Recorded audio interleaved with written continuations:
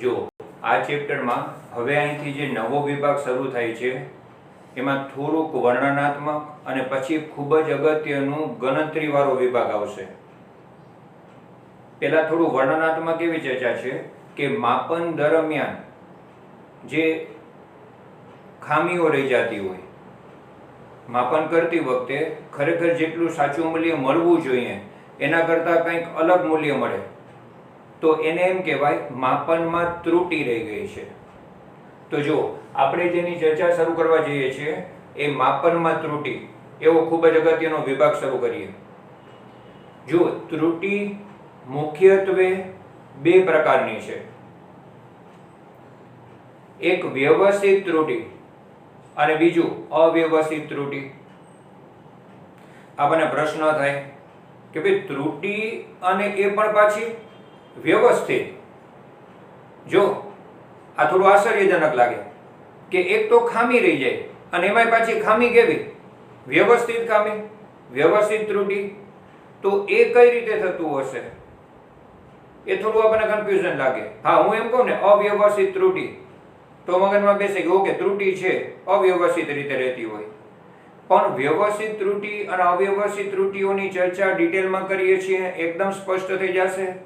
તો પહેલા આપણે કામ શરૂ કરવા જઈએ છીએ વ્યવસ્થિત ત્રુટિ.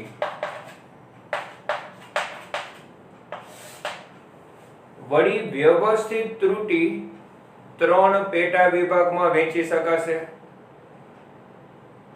ત્રણ અલગ અલગ રીતના વ્યવસ્થિત ત્રુટિઓ ઉદ્ભવે છે. એમાંથી સૌથી પહેલી જે રીત આવે છે એ સાધનની ત્રુટિ.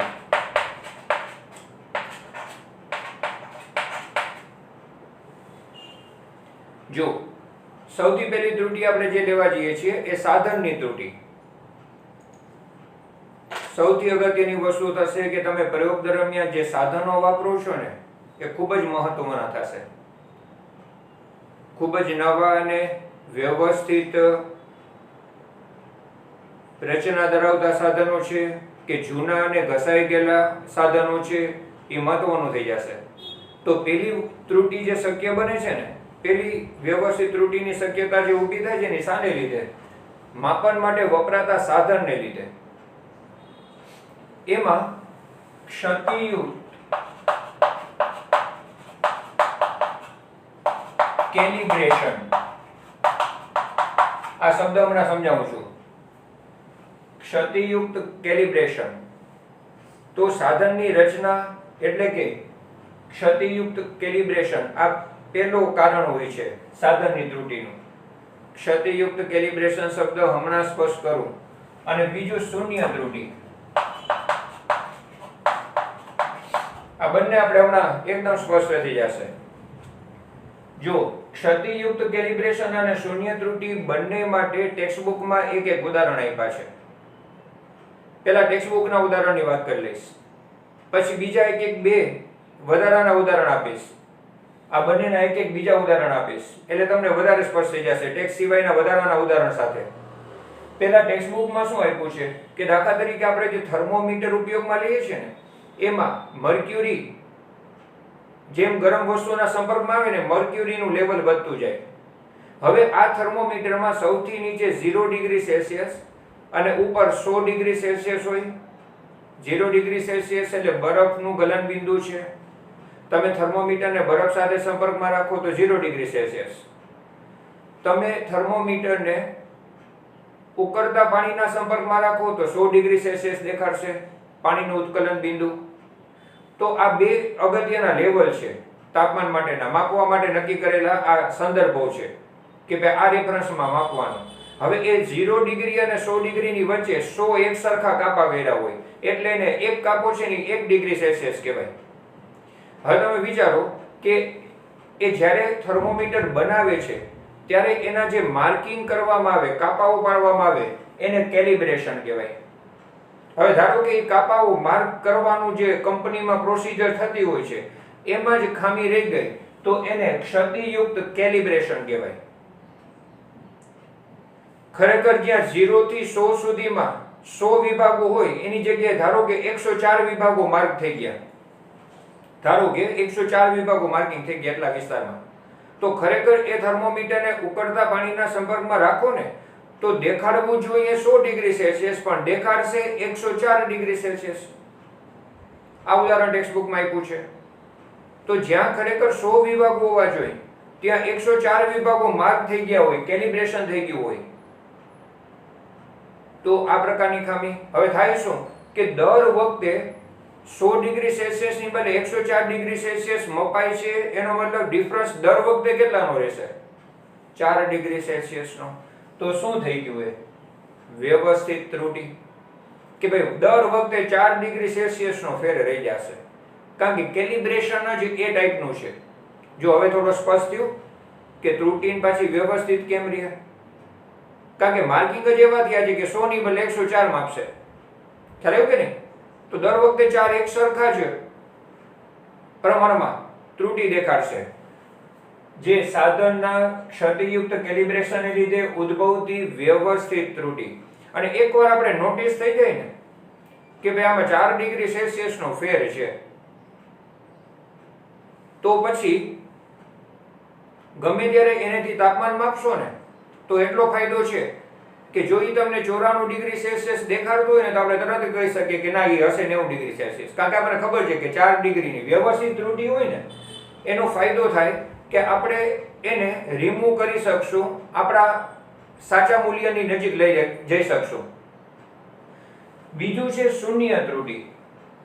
હવે શૂન્ય ત્રુટિ માટે ટેક્સ્ટબુકમાં જે એક્ઝામ્પલ આપ્યું છે ને એના માટે મારે તમને થોડીક વધારાની વાત કરવી પડે. કોની? વર્નિયર કેલિપર્સની.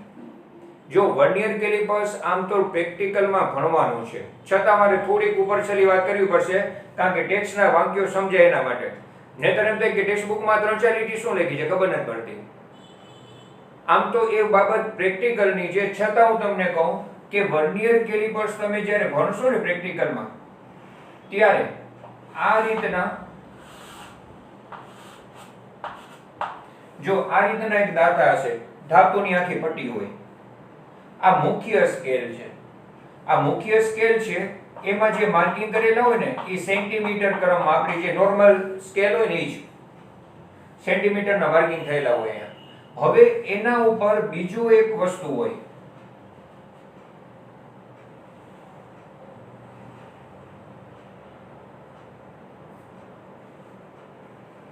જો આ રીતના તમે ડિટેલમાં પ્રેક્ટિકલમાં ભણશો, અત્યારે માત્ર જાણકારી પૂરતું કે વર્નિયર કેલિપર્સની અંદર આ નીચે તરફ છે ને એ મુખ્ય સ્કેલ છે અને આમ સરકાવી શકાય અને અહીંથી એને ફીડ કરી શકાય એવું વર્નિયર કાપાઓ હોય, જે 10 વિભાગો હોય, 20 વિભાગો હોય, ડિપેન્ડ હોય કે કયું વર્નિયર કેલિપર્સ છે. પણ આ જે તમે સરકાવી શકો છો ને એ વર્નિયર માપ હશે. ત્યાં જે કાપાઓ છે ને એના ઉપર એ વર્નિયર કાપાઓ કહેવાશે. જો એક મુખ્ય સ્કેલ અને બીજો વર્નિયર સ્કેલ. મુખ્ય સ્કેલમાં જ્યાંથી શરૂઆત થશે એ 0 કહેવાય. વર્નિયર કેલિપર્સના 10 કાપા હોય તેમાંથી સૌથી પહેલો કાપો એ 0 કહેવાય. ખરેખર શું થવું જોઈએ? એકદમ સ્ટાન્ડર્ડ વર્નિયર કેલિપર્સ હોય ને તો જ્યારે આ બે દાંતાને આમ ભેગા કરી નાખીએ ને આ બંનેને, તો મુખ્ય સ્કેલનો 0 અને વર્નિયર કેલિપર્સનો 0 એકબીજા ઉપર સંપાત થવો જોઈએ. એવું વર્નિયર કેલિપર્સ છે એ સ્ટાન્ડર્ડ કહેવાય, એમાં ત્રુટિ નથી એમ કહેવાય. પણ જો દાખલા તરીકે આને આપણે બંધ કરીએ અને વર્નિયર કેલિપર્સ છે એના મુખ્ય સ્કેલના 0, નીચેના 0 અને ઉપરના સ્કેલના 0 વચ્ચે ડિફરન્સ રહી જતો હોય તો એને શૂન્ય ત્રુટિ કહેવાય.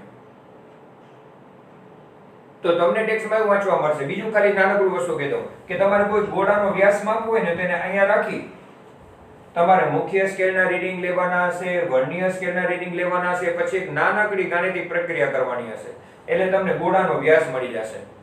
એકદમ નાનકડો એવો છરો હોય ને એ પણ તમે અહીંયા મૂકી આ બે કાપાઓ વચ્ચે, આ બે દાંતાઓ વચ્ચે, અને તમે મુખ્ય સ્કેલ અને વર્નિયર સ્કેલના રીડિંગ ઉપરથી વ્યાસ માપવાની પ્રોસિજર ડિટેલમાં ભણશો.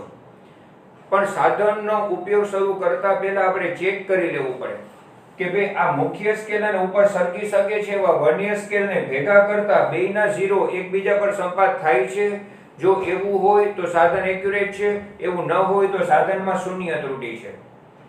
અને જો એકના શૂન્ય કરતા બીજાનો શૂન્ય આગળ રહેતો હોય તો ખરેખર જેટલું મૂલ્ય મળવું જોઈએ એના કરતા થોડું વધારે મળશે. કેટલું આગળ રહે છે એ નોટિસ કરી એટલું આપણે રિમૂવ કરી એવી શૂન્ય ત્રુટિ ઘટાડી શકાય, આવી વસ્તુઓ બનતી હોય. એ પ્રેક્ટિકલનો ડિટેલમાં વિષય છે.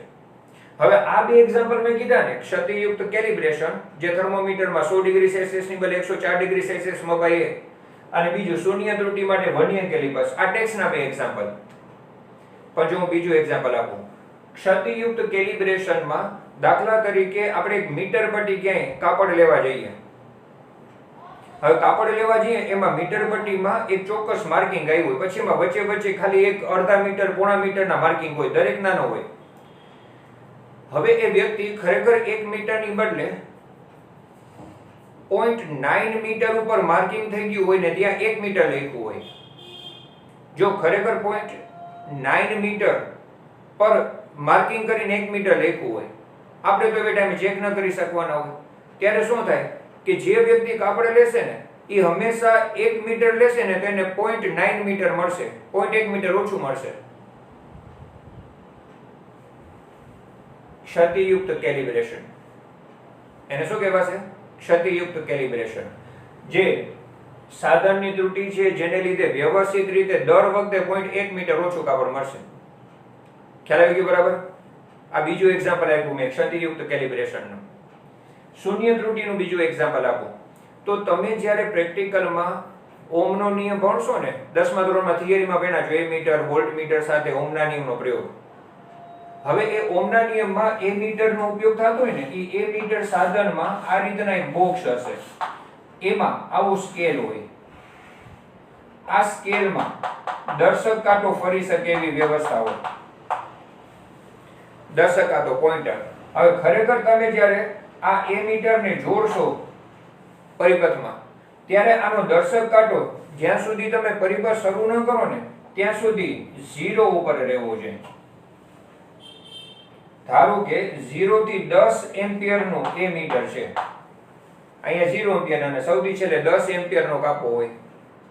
હવે ખરેખર શું થવું જોઈએ કે પરિપથમાં પ્રવાહ પસાર ન થતો હોય ત્યારે આ દર્શક કાંટો 0 એમ્પિયર ઉપર હોવો જોઈએ.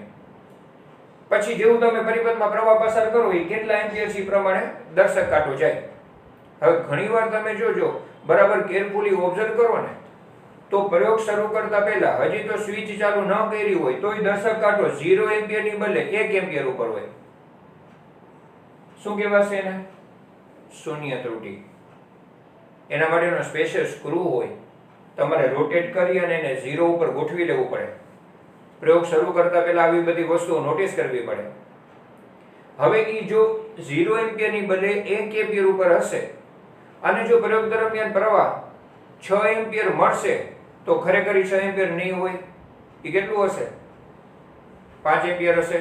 કારણ કે 1 એમ્પિયર પહેલેથી જ આગળ છે. વળી પાછું આપણને ખબર પડી ગઈ કે 1 એમ્પિયર પહેલેથી જ આગળ છે, તો એ પણ શું થઈ ગયું? શૂન્ય ત્રુટિ, સાધનની એવી ત્રુટિ કે જે પાછી વ્યવસ્થિત ત્રુટિ થઈ. તો ટેક્સ્ટબુકના એક એક્ઝામ્પલ સાથે બીજા મેં એક એક્ઝામ્પલ લીધા અને એ રીતે આપણે વ્યવસ્થિત ત્રુટિમાં સાધનને લીધે ઉદ્ભવતી ત્રુટિની ચર્ચા ખાસ અલગ રીતે સમજ્યા છે. વ્યવસ્થિત ત્રુટિના બીજા પેટા વિભાગ તરીકે જો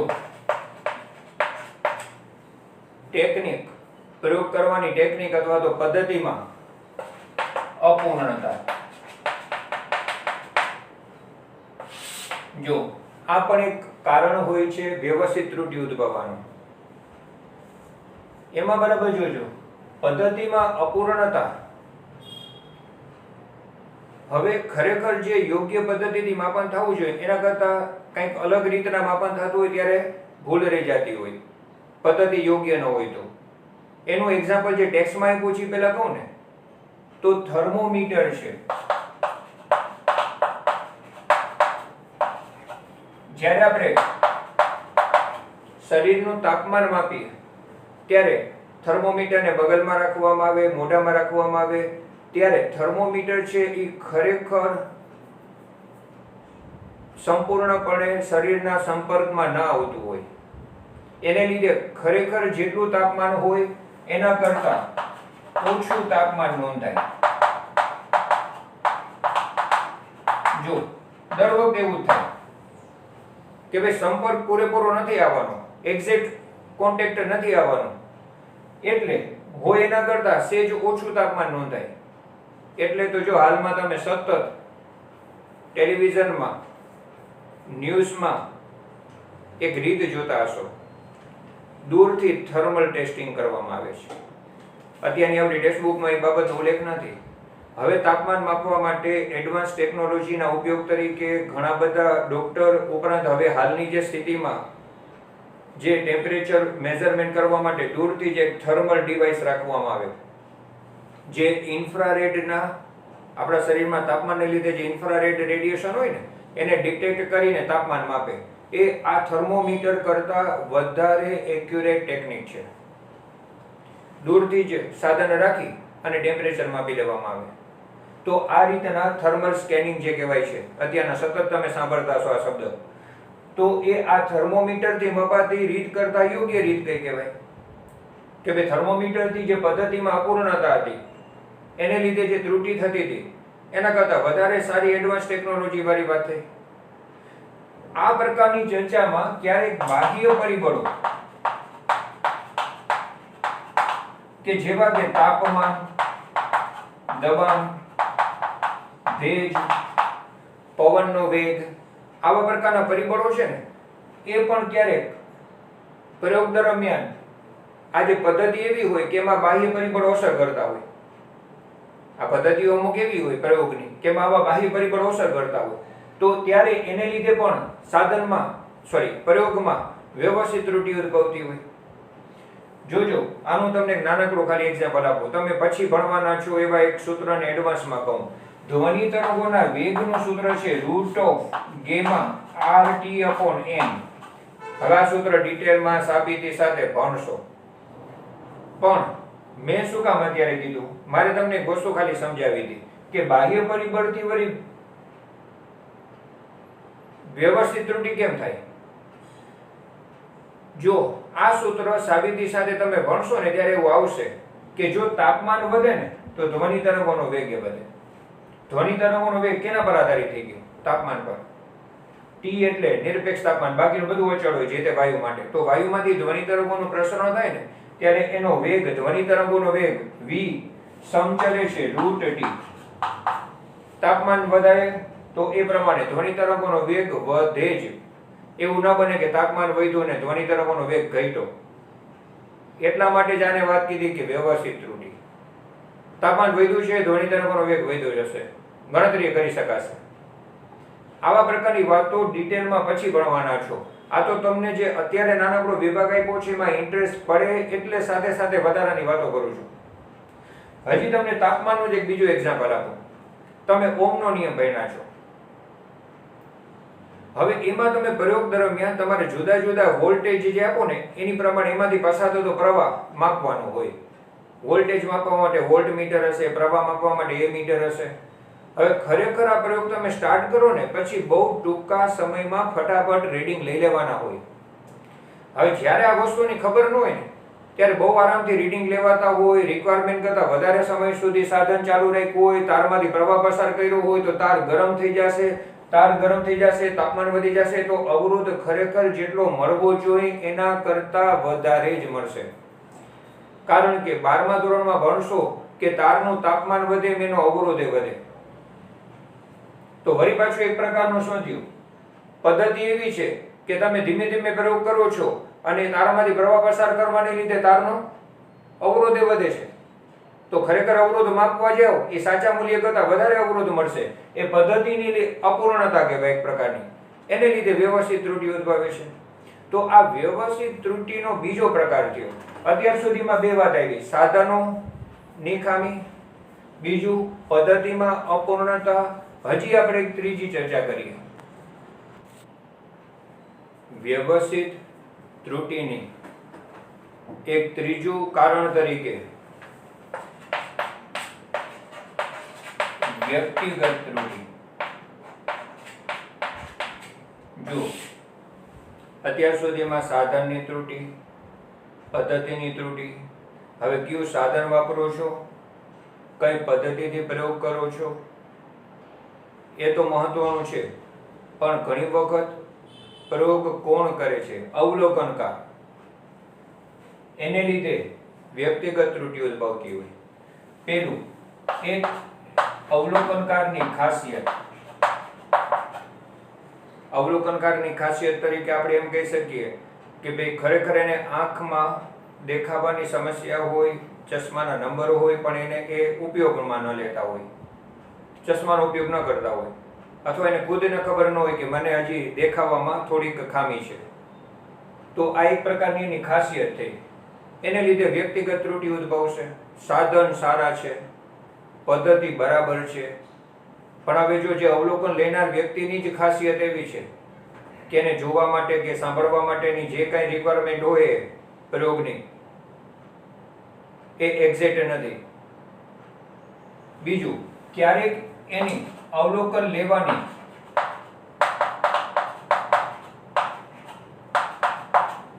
રીત ખોટી હોય. હવે એનું હું તમને એક્ઝામ્પલ આપું. હમણાં મેં તમને વર્નિયર કેલિપર્સની વાત કરી ને, એક મુખ્ય સ્કેલ અને બીજા વર્નિયર સ્કેલ. હવે એ પ્રયોગ દરમિયાન કેવું હોય કે વર્નિયર સ્કેલના કાપાઓ 10 કાપા હોય, બહુ નાના નાના હોય, કેરફુલી જોવું પડે. એમાં એવું જોવું પડે કે વર્નિયર સ્કેલના 10 વિભાગમાંથી કેટલામો કાપો, 10 કાપામાંથી કેટલામો કાપો મુખ્ય સ્કેલની બરાબર સામે આવે છે, એ જોવું પડે. હવે એ જોતી વખતે જો રીડિંગ બરાબર આમ ઉપરથી લેવાનું, આપણે જે રીડિંગ લેવાનું છે વર્નિયર સ્કેલ, મુખ્ય સ્કેલ આપણી આંખની બરાબર નીચે આવવા જોઈએ. આ રીતના અવલોકન લેવાનું તો સાચું રીડિંગ મળે. પણ જો આમ થોડુંક ત્રાસમાંથી અવલોકન લઈએ ને એટલે દ્રષ્ટિ સ્થાનભેદ થશે. દ્રષ્ટિ સ્થાનભેદ શબ્દ તમને ખબર છે? જો આ બાજુ રાખી ઘણી વખત કોઈ લખવા માટે જમણો રહેશે ને તો એના હાથમાં સાદા નામ હશે, નામ રીડિંગ લખશે, તો એને જે અવલોકન દિશા હશે ને એ, અને ડાબોડી હશે ને લખવામાં, એના હાથમાં સાદા નામ હશે, નામ લખશે. હવે એના માટે અવલોકન દિશા બદલાઈ ગઈ. એક ને એક સાધન, એક ને એક સિચ્યુએશનમાં હોય ને, તમે બેયને આપો ને તો બે અલગ અલગ રીડિંગ નોંધી લે આવે. કારણ શું હોય? એક આ બાજુથી જોશે ને રીડિંગ લખશે, એક આ બાજુથી જોશે ને રીડિંગ લખશે. દ્રષ્ટિ સ્થાનભેદ આવી જશે. દ્રષ્ટિ રેખા, લાઇન ઓફ સાઇટ જુદી થઈ જાય તો બેકગ્રાઉન્ડમાં પોઝિશન બદલાઈ જાય, એ ડિટેલમાં ભણી ગયા. પણ એની બદલે લેફ્ટી હોય કે રાઈટી હોય, એને બરાબર સાધન ઉપર રાખી અને અવલોકન નોંધવું જોઈએ. તો જો આવી અવલોકન લેવાની બેદરકારી, સાધનની ગોઠવણી, જો સાધનની ગોઠવણી છે એ બરાબર ન કરે તો એ વ્યક્તિગત પ્રોબ્લેમ છે કે ભાઈ આ સાધન વ્યવસ્થિત ગોઠવતા નથી. મેં કીધું એ પ્રમાણે એમીટર, વોલ્ટમીટરના અવલોકનમાં એવું થતું હોય.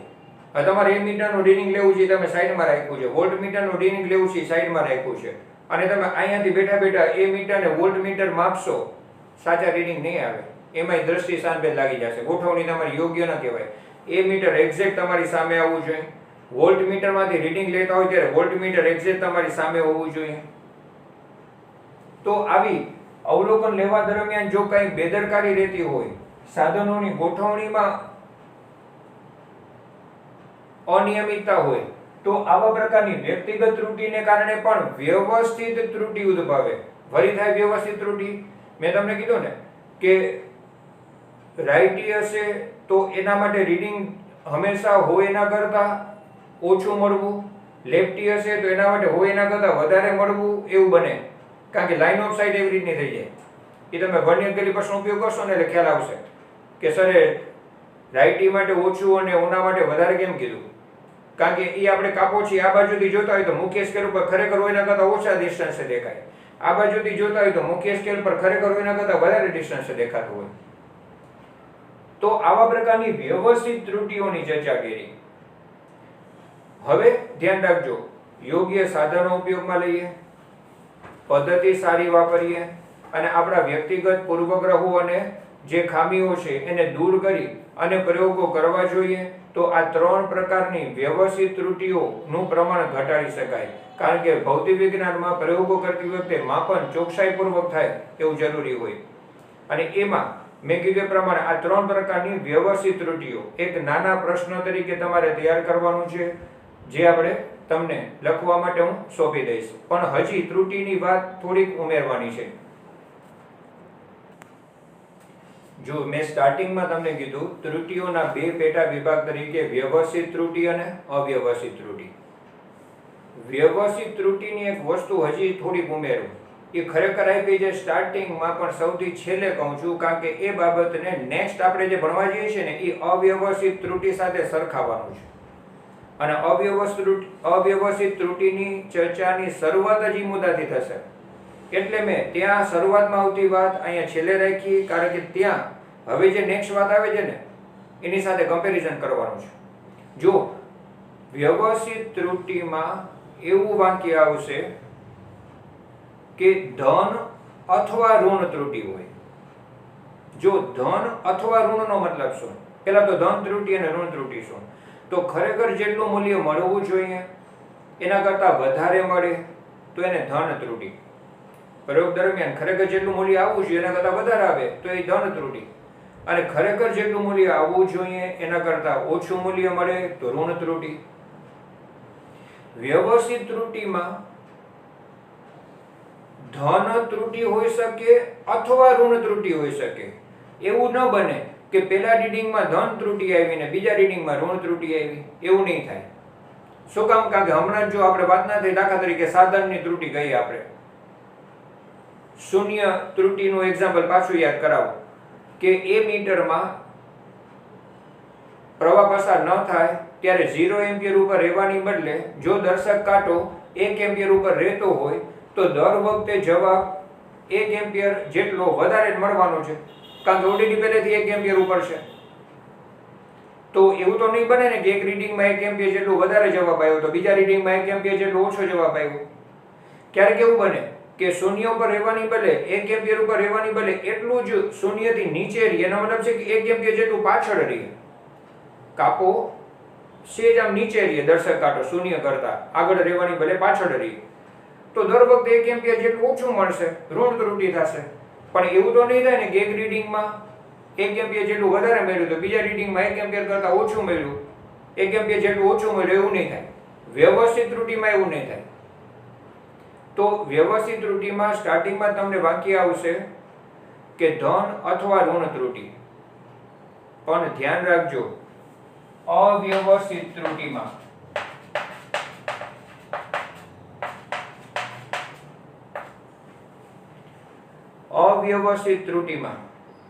તમને તરત જ શબ્દ જોવા મળશે ધન કે ઋણ, નાનું કે મોટું મૂલ્ય મળે, એકદમ રેન્ડમ ફેરફાર થતા હોય. વિચારજો, ક્યારેક એક અવલોકન લીધું હોય તો ધન ત્રુટી મળે, તો બીજી વખત અવલોકન લીધું હોય તો ઋણ ત્રુટી મળે, અવ્યવસ્થિત ત્રુટી. ક્યારેક નાનું મૂલ્ય મળે તો ક્યારેક મોટા ફેરફારો થાય, ક્યારેક નાના ફેરફારો થાય ને ક્યારેક મોટા ફેરફારો થાય. તો આવા આગાહી કરી ન શકાય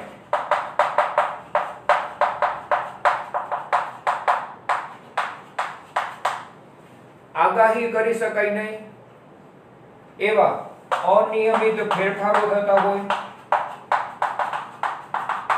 ત્યારે કેવી ત્રુટી ઉદ્ભવે છે? વ્યવસ્થિત ત્રુટી. જો સાદા લોલકના પ્રયોગો થતા હોય ને ત્યારે દોરીના છેડે ગોળો બાંધેલો હોય. હવે એ ગોળાના દોલન દરમિયાન પવનની અસર થાય.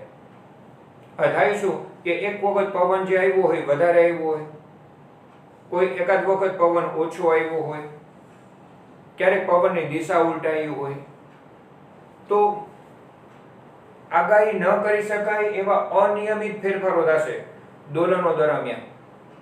અને એને લીધે જે દોલનોનો આવર્તકાળ માપવાનો હોય ને એ એકને એક પ્રયોગ કરનાર વ્યક્તિ હોય, એકને એક સાધન હોય, તો એ પહેલી વખત જે આવર્તકાળ મળ્યો ને એના કરતાં બીજી વખત જુદો મળે, ત્રીજી વખત જુદો મળે, ક્યાંક વધારે મળે, ક્યાંક ઓછો મળે. તો આવા પ્રકારના અનિયમિત ફેરફારો સાથે પ્રયોગો થતા હોય ઘણી વખત. તો આવા જુદા જુદા એક્ઝામ્પલ છે કે જેમાં તમે આગાહી ન કરી શકો.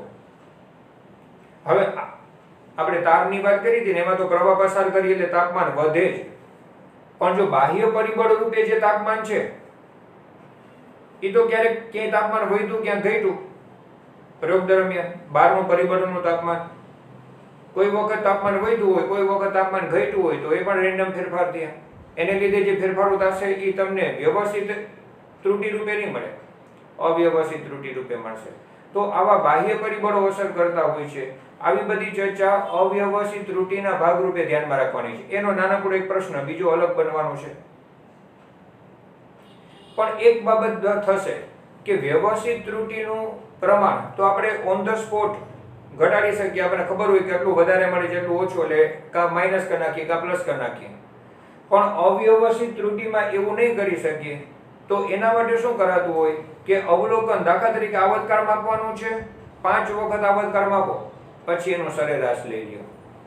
સરેરાશ લઈએ એટલે 5 અવલોકનનો સરવાળો કરીને 5 વડે ભાગીએ તો 5 અવલોકનમાં જે ત્રુટિ થઈ ગઈ, ત્રુટિ એ 5 વડે ભાગાઈ જાય ને, તો એ પ્રમાણ ઘટી ગયું. અને ખરેખર આવું ત્રુટિનું ગણતરી વાળો વિભાગ નેક્સ્ટ આપણે ભણવાનો થશે. હજી હું એક નાનકડી ચર્ચા કરું છું, જે આપણે થિયરીના પ્રશ્ન તરીકે નહીં લખીએ, કારણ કે વાત આવી ગઈ છે, આપણે થિયરીના પ્રશ્ન તરીકે નથી લખવું. એક નાનકડી ચર્ચા કરું છું અને પછી તમને એક ખાસ નવી બાબત તરફ ધ્યાન દોરું છું. જો એક નાનકડો એવો પેરેગ્રાફ ટેક્સ્ટબુકમાં નાનકડો એવો ટોપિક લઘુત્તમ ત્રુટિનો આવશે,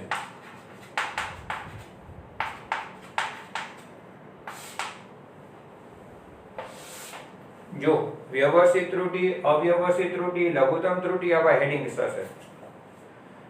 લઘુત્તમ ત્રુટિ માટે તમને ખબર જ છે કે સાદી સ્કેલ હોય ને, મીટર પટ્ટી, એ આ ટોપિકમાં ટેક્સ્ટબુકમાં સૌથી છેલ્લે લખ્યું છે, પણ હું ક્રમ માટે સૌથી પહેલા એને લઉં છું કે સાદી સ્કેલનું માપ છે ને 1 મિલીમીટર, એક કાપાનું માપ 1 મિલીમીટર હોય, જેને હું સેન્ટીમીટરમાં લખું તો 0.1 સેન્ટીમીટર, એ એનું લઘુત્તમ માપ કહેવાય. બાકીના આંકડાઓ અગાઉ ચર્ચા થઈ ગઈ. જો આપણે વર્નિયર કેલિપર્સ લઈએ,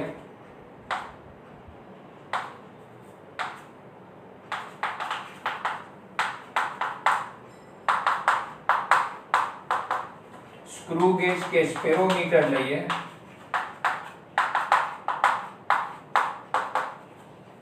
આ બધા એના લઘુત્તમ માપ વિશે આપણને ખબર છે. તો ઘણીવાર અમુક જગ્યાએ કેવું થતું હોય કે તમને વર્ણનમાં ગણતરીવાળો પ્રશ્ન હોય અને સાધનના લઘુત્તમ માપનો ઉલ્લેખ હોય, ત્યારે સમજી જવાનું કે એની લઘુત્તમ ત્રુટિ પ્લસ માઇનસમાં લેવી પડશે. કારણ કે એવું માનવામાં આવે પ્રયોગ દરમિયાન કે ભાઈ એકાદ કાપાની ભૂલ રહી ગઈ હોય એપ્રોક્સિમેટલી, તો સાદી સ્કેલ હોય તો 0.1 સેન્ટીમીટરનો પ્લસ માઇનસ ફેરફાર થયો હોઈ શકે. વર્નિયર કેલિપર્સ હોય તો એની લઘુત્તમ માપ, એક કાપાનું માપ, એક વિભાગનું માપ 0.01 સેન્ટીમીટર હોય તો પ્લસ ઓર માઇનસ એટલાનો ફેરફાર હોઈ શકે. એવી જ રીતે સ્પેરોમીટર માટે આ ત્રણેય આંકડા મેં તમને અગાઉ મીટરમાંથી સેન્ટીમીટરમાં કન્વર્ટ કરીને સમજાવી દીધા છે. તો આ ત્રણ અલગ અલગ સાધનના લઘુત્તમ માપનો ત્યાં એ ટોપિકમાં નાનકડા એવા વિભાગમાં ઉલ્લેખ જોવા મળશે. અને આવા લઘુત્તમ ત્રુટિ માટે તમને વિચિત્ર એવું વાક્ય વાંચવા મળશે કે એ વ્યવસ્થિત ત્રુટિ હોઈ શકે, અવ્યવસ્થિત ત્રુટિ હોઈ શકે, એટલે આનો કોઈ સ્પેસિફિક પ્રકાર તરીકે નથી લેવાનો. જો દાખલામાં લઘુત્તમ ત્રુટિનો ઉલ્લેખ હોય તો જ એનો ઉપયોગ કરવાનો હોય. એવું એકાદું એક્ઝામ્પલ હું તમને ધ્યાનમાં દોરી દઈશ. હવે અહીંયાથી આપણે ત્રુટિનો જે વિભાગ નવો શરૂ થશે ને, અત્યાર સુધી ડિસ્ક્રિપ્ટિવ ચર્ચા હતી, ટોટલી વર્ણનાત્મક, એમાંથી બે જ નાના નાના પ્રશ્નો તૈયાર કરવાના તમારે. પણ હવે પછી નેક્સ્ટ વિડીયોથી તમને ત્રુટિઓની ગણતરીનો વિભાગ શરૂ થશે, જે એન્ટ્રન્સ એક્ઝામના MCQ માટે અગત્યનો છે કે ભાઈ માપન દરમિયાન ત્રુટિઓ ગણવી કેમ. 3 પ્રકારની ત્રુટિઓ ગણશો. નિરપેક્ષ ત્રુટિ, એબ્સોલ્યુટ એરર કહેવાય, સાપેક્ષ ત્રુટિ, રિલેટિવ એરર કહેવાય, પ્રતિશત ત્રુટિ, પર્સન્ટેજ એરર કહેવાય. આવી 3 પ્રકારની ત્રુટિઓ માપશું આપણે. આપણને પ્રશ્નના ભાગરૂપે રીડિંગ આપ્યા છે, અવલોકનો આપ્યા છે કે જો આ પ્રયોગના અવલોકનો આ છે, હવે આમાંથી તમે એની સાપેક્ષ ત્રુટિ ગણો, પ્રતિશત ત્રુટિ ગણો, નિરપેક્ષ ત્રુટિ ગણો, આવું ગણવાનું આવશે.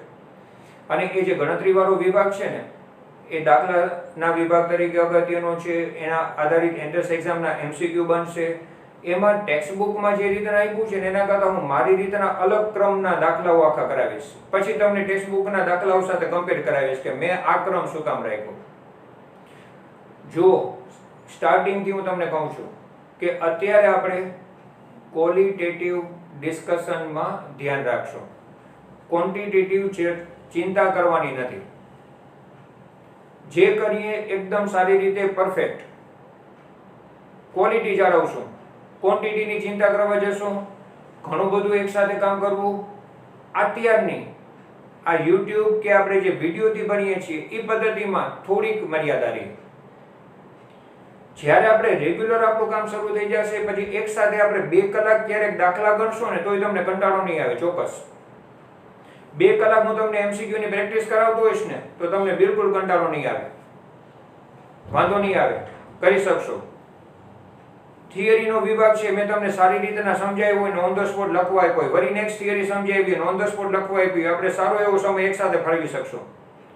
એટલે જ્યારે આપણું રેગ્યુલર સ્ટડી થશે ત્યારે ક્વોન્ટિટેટિવલી ઘણું બધું ઇઝીલી કવર થઈ જશે. અને એવું દર વખતે આપણે કરતા હોઈએ કે જેમ આગળ વધીએ એમ આપણા ભણવાના કલાકો વધારી દેતા હોઈએ અને વધારવા જ પડતા હોય સિલેબસ આપણે વધારવા માટે. એક આ પદ્ધતિ અત્યારે જે આપણે હાલની લોકડાઉનની સ્થિતિને ધ્યાનમાં રાખીને કરવું પડે છે ને કામ, એમાં એક સાથે વધારે લેન્થમાં વિડીયો બનાવી અને તમને આપવા દરેક સબ્જેક્ટના, એ એક દિવસમાં 3 થી વધારે વિડીયો જોવા મુશ્કેલીજનક હોય. બધાના ઘરે વાઈફાઈની વ્યવસ્થા ન હોય, અમુક પાસે 1.5 GB ડેટાને ઓવરકમ થઈ જતું હોય.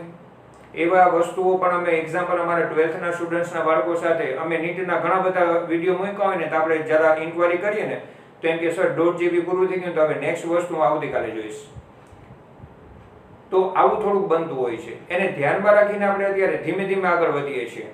પણ જ્યારે જેવી તક મળશે અને ચોક્કસ મળશે ત્યારે આપણે ઘણું બધું કામ એકસાથે વધારી દેશું. અત્યારે ક્વોલિટેટિવલી આપણે ઇમ્પોર્ટન્સ આપશું. જેટલું તમને કરાવવામાં આવે ડે ટુ ડે ભણી લેવાનું, લખી લેવાનું, તૈયાર કરી લેવાનું.